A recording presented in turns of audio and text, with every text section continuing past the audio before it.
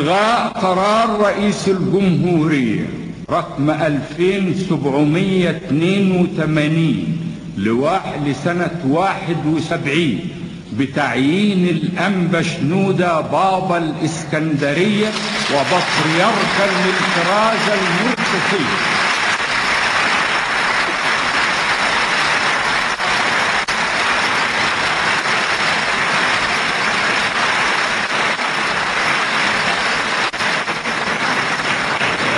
إلغاء قرار رئيس الجمهورية 2782 لسنة 71 بتعيين الأنبا شنودة بابا الإسكندرية وبطريركا للكرازة المرقسية، وتشكيل لجنة للقيام بالمهام البابوية من 5 من الأساقفة هم: أولا الأنبا مكسيموس أسقف القليوبية، وهو عالم قبطي سبق أن ترشح للكرسي البابوي. ثانيا الأنبا صمويل أسقف الخدمات العامة وكنائس المهجر، وكان مرشحا سابقا للبطريركية وفاز بأغلبية الأصوات. ثالثا الأنبا أغريغوريوس أسقف البحث العلمي والدراسات القبطية العليا ومدير المعهد العالي للدراسات القبطية. رابعا الأنبا إثناسيوس أسقف بني سويف والبهنسة، وهو يشغل حاليا منصب وكيل الهيئة العليا للأوقاف القبطية وسكرتير سابق للمجمع المقدس.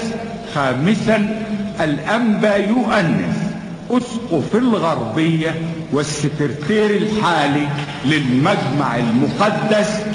وذلك لكي لا تبقى الكنيسة بدون من يمثلها لدى الدولة. أجريت هذا، ده القرار خلص إنما بوضحه. أجريت هذا بعد أن استشرت المخلصين للبلاد والكنيسة، وعلى هؤلاء الأساقفة سرعة معالجة الشعور القبطي العام في الداخل والخارج لكسر حاجز التعصب والحقد والكراهية وبث روح المحبة والتسامح.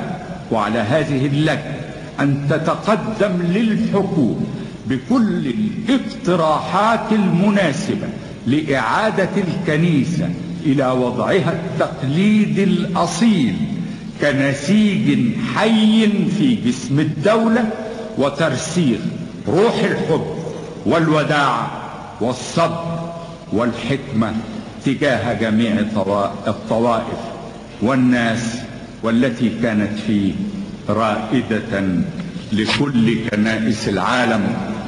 ربنا لا تؤاخذنا إن نسينا أو أخطأنا. ربنا ولا تحمل علينا إصرا كما حملته على الذين من قبلنا. ربنا ولا تحملنا ما لا طاقة لنا به، واعف عنا واغفر لنا وارحمنا، أنت مولانا فانصرنا على القوم الكافرين. وقبل أن أستأذنكم يا سيادة الرئيس في أن تتفضلوا بالتوجه إلى النصب التذكاري للشهداء لوضع باقة الزهور وقراءة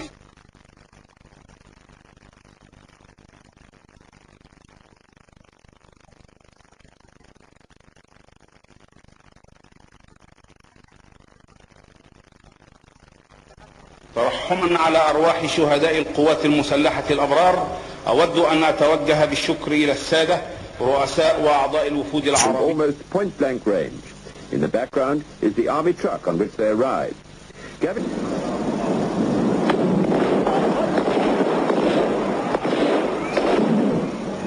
After stun grenades had been tossed at the platform, soldiers from the top of the truck opened fire.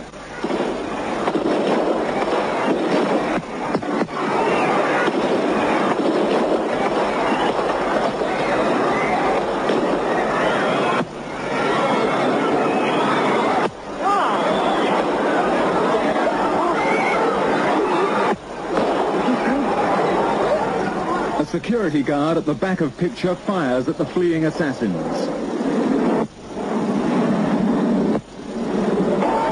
11 people are killed and 38 wounded. In the turmoil on the platform, Vice President Hosni Mubarak is hustled away. There are shouts that Sadat has been hit, and Mubarak, the man groomed to succeed him, is afforded special attention. Troops from the Presidential Guard are confused and bewildered.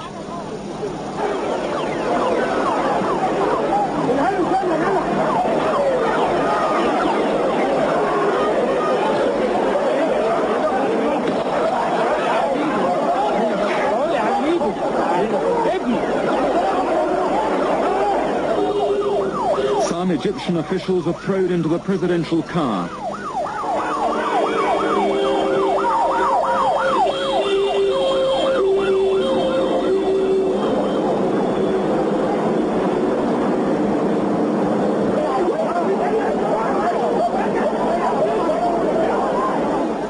Only one of the 6 assassins was killed. In this incident, one was captured. Soldiers had to fight off people who wanted to attack the arrested men.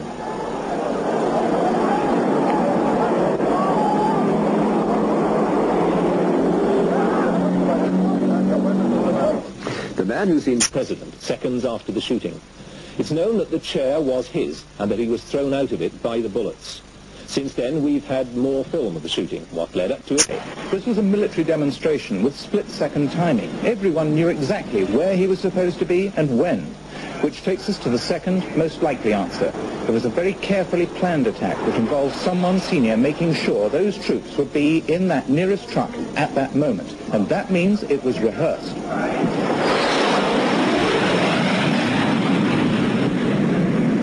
Any big parade is practiced again and again. Britain, and which VIPs would be in which chairs. Sadat was probably killed by those 2 riflemen standing on top of the truck. 2 in case one sniper's rifle jammed, or he was hit by a bodyguard's return fire.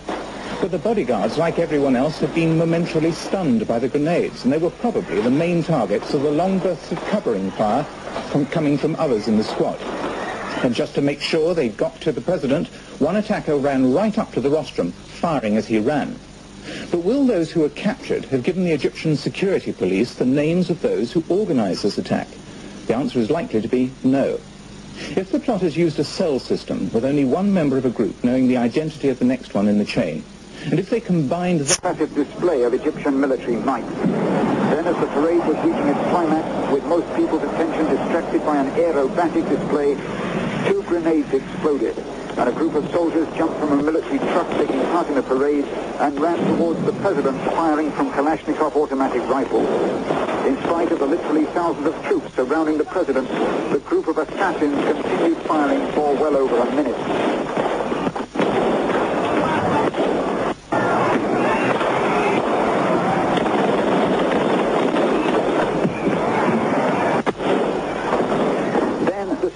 Services swarmed into action. As the spectators stampeded out of the way of the shooting, the presidential bodyguard shot and killed 2 of the attackers and overpowered the rest. But the assassins managed to cut down at least 10 people, some of whom were killed.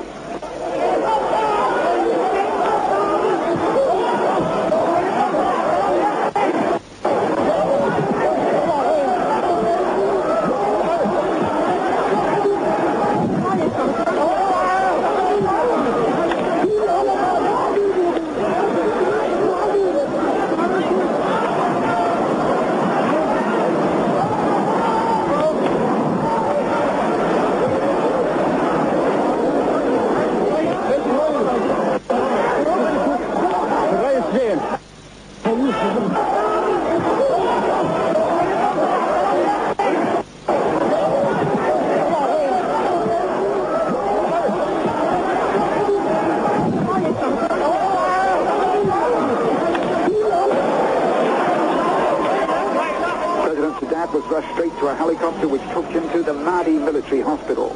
But in spite of the official radio and television announcement, it appears he died about 2 hours later. Bob Jobbins and the anniversary of his greatest military triumph, when those